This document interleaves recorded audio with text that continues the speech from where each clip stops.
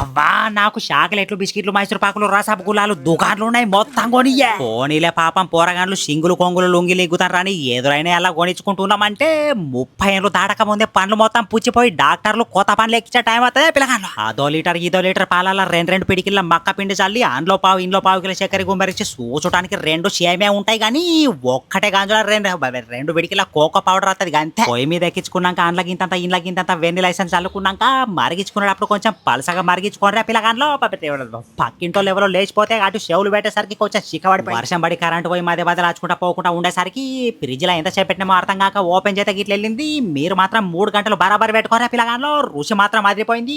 చేసుకున్నాక ఫీడ్బ్యాక్ మరో. పునర్విక విషయంలో ఇన్ఫ్లుయెన్సర్ల కాడ నుంచి సామాన్యుని దాకా ఒక పసి ప్రాణాన్ని కాపాడటానికి పోరాడుతున్న ప్రతి ఒక్కరికి పాదాభివందనాలు తెలుపుకుంటూ కష్టం వచ్చినప్పుడు దేవుడు మానవ రూపంలోనే వస్తాడు. నా వంతు సాయం నేను చేస్తున్న మనిషికి ఒక చేద్దాం, పునర్వికని కాపాడుకుందాం, మానవత్వం వర్ధిల్లాలి.